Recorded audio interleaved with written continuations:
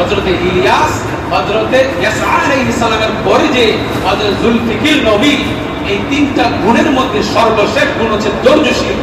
যখন ইয়াসা আলাইহিস সালাম যখন ওনাকে নবী বানিয়ে দিলেন, তখন সব মানুষ খুশি। যুবক, এত একজন ভালো যুবক, সে এত বড় একটা দায়িত্ব পেয়ে গেছে, সবাই খুশি। সে লোকটা ভালো, ইমাম সাহেব খুব ভালো, আমাদের তেলাওয়াত সুন্দর, তার চরিত্র ভালো। মুসলিমরা ভালোবাসে কি বাসে না? মনে আপনারা ভালোবাসেন, বাসে কি বাসে না? এরকম ভাবে যুবক যখন নবী হয়ে গেল, সমস্ত মানুষগুলা বলতেছে যে আলহামদুলিল্লাহ, একজন যোগ্য লোককে নবী হিসেবে বানিয়েছেন, শুকরিয়া আদায় করেছে, সবাই খুশি। একজন বেজার, সে কে? শয়তান। কে? শয়তান খুশি না, বেজার। এবার শয়তানের যাত্রাবাড়ি চৌরাস্তায় মিটিং করছে ছেলেবেলা নিয়ে। এই এলাকার মধ্যে আবু হাজি দ্বিতীয় জামে মসজিদে ইমাম সাহেব ওনাকে নেতা বানিয়েছে, তো আমরা খুশি না, সবাই খুশি। এখন তাকে কিভাবে এখান থেকে তাড়ানো যায়, তাকে ইমামতি থেকে বাদ দেওয়া যায়, একটা ছলনা করে একটা বিষয় নিয়ে আমরা একটা আগাই যে তার ভিতরে রাগ ঢুকানো যায় কিনা। কি ঢুকানো যায় কিনা? কথা বলেন, রাগ ঢুকানো, বুঝেন তো? তো ঠিক শয়তান মজলিসে বসে বলল, এমন আছো আমার ছেলেবেলারা, সাথী সঙ্গীরা, হযরতে জুলকিফিলকে রাগ করে তার ভিতরে রাগটা ঢুকাই দিতে হবে, তখনই আল্লাহ তাআলা তার নবী থেকে নাম কেটে দেবে। কিন্তু শয়তানের ছেলেবেলা বলল, বস, দুনিয়ার সব মানুষকে হারাইতে পেরেছি, জুলফিকিরকে আমরা কোনোদিন হারাইতে পারি না, এই কাজে আমরা কোনোদিন সফলতা পাবো না, আর আমরা করতে চাইও না। তখন শয়তানের যে লিডার ইমাম, সে বলতে চাইলে আমি যাই।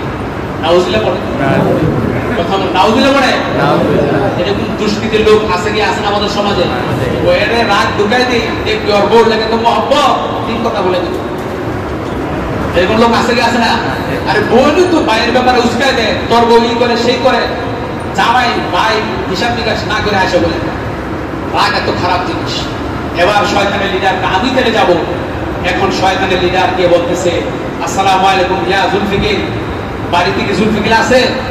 তো জুলকিফিলের স্ত্রী পয়গম্বর জুলকিফিল আলাইহিস সালামের স্ত্রী বলল যে আমার স্বামী তো সারা রাত্রে দাঁড়িয়ে দাঁড়িয়ে নামাজ পড়ে, দিনের বেলা রোজা রাখেন, তো উনি তো রাত্রে ঘুমায় না, এখন জোহরের পরে উনি ঘুমাচ্ছেন, ওনাকে ডিস্টার্ব করা যাবে না, ডাক দেওয়া যাবে না, বড় একটু ডাক দেন, আমি আসছি আপনার কথা বলার জন্য। তো স্ত্রীকে বলতেছে, স্বামী আমার, এক লোক আসছে আপনার সাথে কথা বলবে, তো তাহলে আসতে বলবো। এবার শয়তানের মানুষের বেশ ধরে এরকম বড় জুব্বা, বড় পাগড়ি, হাতে চোখজিনিয়া, বাস আল্লাহর ওলি ফুলে করলো। আমরা যেটা বলি আল্লাহর ওলি ফুলে করে সুন্দর করে ঘরে বসে ভিখায় মাথার কাছে বসে বলতেছে, জুলফিকির, আপনি আমাকে একটা সমাধান দেন, কি আমি একজন লোকের সাথে ঝগড়া করেছি, এটা মিটমাট করতে হবে। তো ঠিক আছে, অমুক দিন বসো।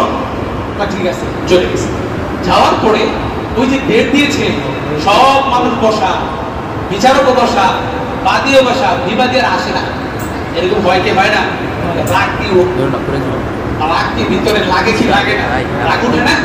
ঠিক একই কাহিনী সে শয়তান এবার জুলকিফিল নবীকে রাগ উঠানোর জন্য শয়তান আর ওই দিন আসে না।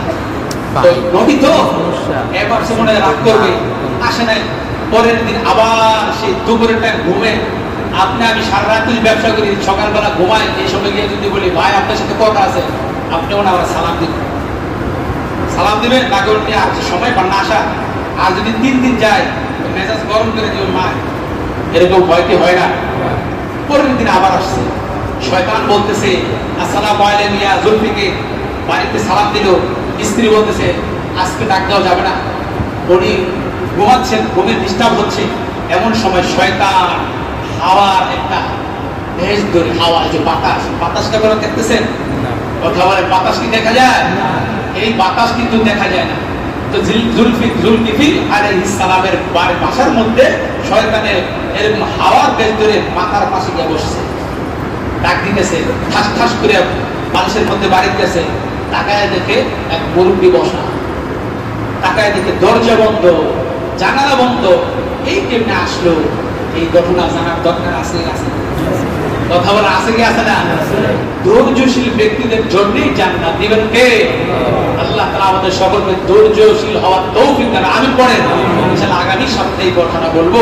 আল্লাহ তাআলা আমাদের সকলকে কবুল করুক। যারা কবর জমা সুন্নাত করে 4 রাকাত কবর জমা সুন্নাত করুন।